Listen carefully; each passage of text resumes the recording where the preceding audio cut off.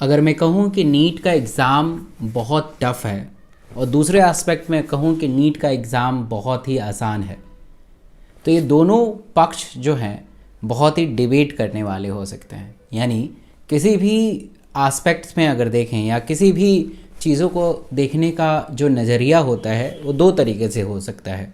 या तो आप उसे पॉजिटिव तरीके से देखें या उसे नेगेटिव तरीके से देखें, या आप उसके बारे में सकारात्मक सोच रखें या नकारात्मक सोच रखें। तो आज के इस वीडियो में मैं बताऊंगा कि यूनिवर्सल ट्रुथ क्या है, सच्चाई क्या है नीट के एस्पिरेंट की, और सच्चाई क्या है नीट को क्रैक करने की।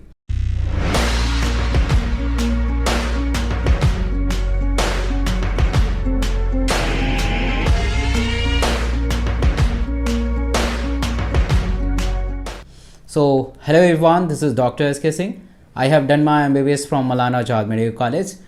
So, स्टार्ट करते हैं सच्चाई के। तो देखिए, हमारा ब्रेन दो तरीक़ों से काम करता है। पहला, हमारे ब्रेन में दो एस्पेक्ट्स होते हैं, सब कॉन्शियस और कॉन्शियस। सब कॉन्शियस बहुत पावरफुल होता है और कॉन्शियस हमारे डे टू डे लाइफ को एक्टिवेट करता है। अगर सब कॉन्शियस माइंड को ये पता चल जाए कि मैं हारने वाला हूँ तो मेरी हार निश्चित है। अगर सब कॉन्शियस माइंड को ये पता चल जाए कि मैं जीतने वाला हूँ तो मेरी जीत पक्की है।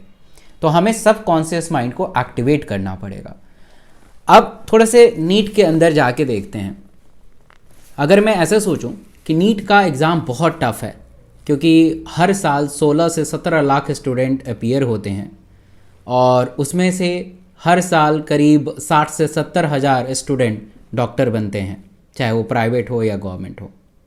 तो कितना टफ़ लग रहा है सुनने में।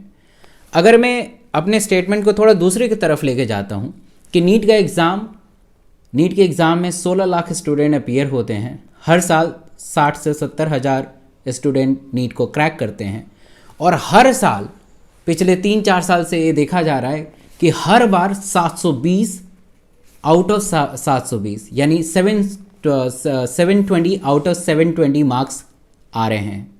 सोचिए कि नीट का एग्ज़ाम कितना आसान है कि जिस एग्ज़ाम में 720 आउट ऑफ 720 आए, यानी फुल मार्क्स आ रहे हैं, तो सोचिए कितना आसान है।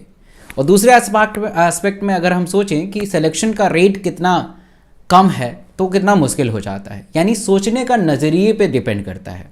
ये वीडियो आपको रियली हेल्प आउट करेगा कि अगर आप कहीं पे भी किसी भी एस्पेक्ट में स्टक हो गए हैं, चाहे आप फिज़िक्स नहीं कर पा रहे हैं या बायो नहीं कर पा रहे हैं या केमिस्ट्री नहीं हो पा रहा है या कुछ रिलेशनशिप है या कुछ भी एस्पेक्ट हो सकता है कि फैमिली इश्यूज़ हैं, हेल्थ इश्यूज़ हैं, तो ये वीडियो आपको बहुत ही सपोर्ट करने वाला है और रियली सच्चाई देने वाला है।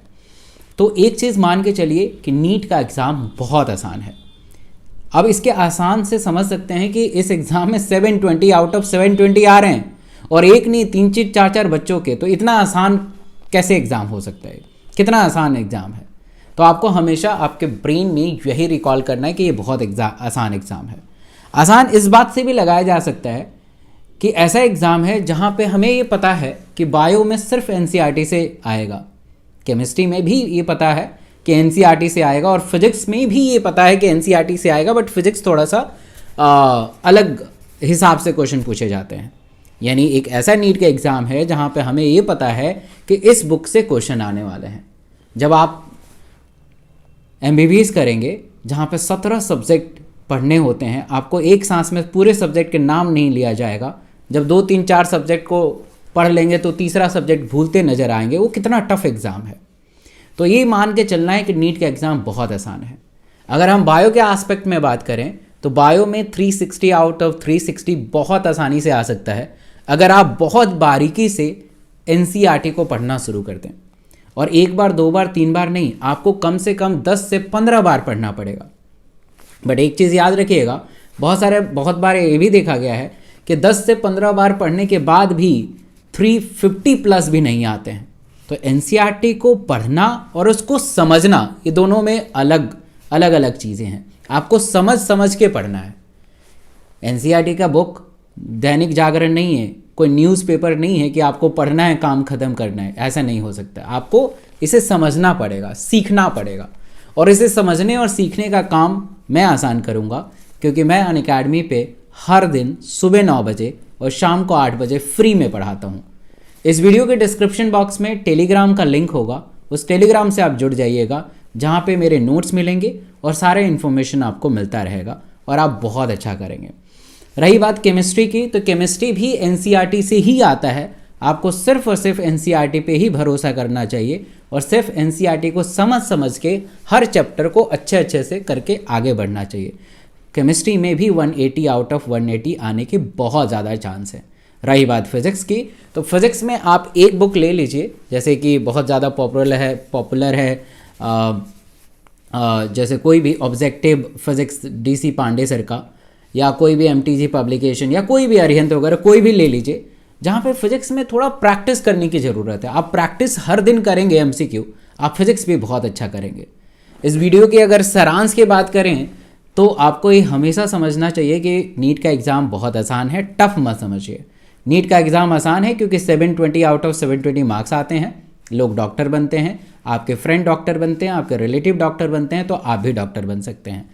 हमें अपने ब्रेन को एक पॉजिटिव और सकारात्मक सोच को डेवलप करना है। जब तक हम सकारात्मक सोच नहीं रखेंगे, एक पॉजिटिव एटीट्यूड नहीं रखेंगे, तब तक हम नीट को कभी भी क्रैक नहीं कर पाएंगे।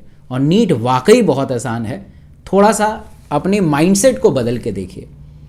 आपको वीडियो कैसी लगी कमेंट में ज़रूर आपको लिखना चाहिए और एक लाइक तो बनता ही है। इस वीडियो को अपने दोस्तों के साथ शेयर करिए जो लोग होप छोड़ चुके हैं, आशा से निराशा की तरफ जा चुके हैं, उनको ज़रूर शेयर करना चाहिए। बहुत बहुत धन्यवाद। Thank you.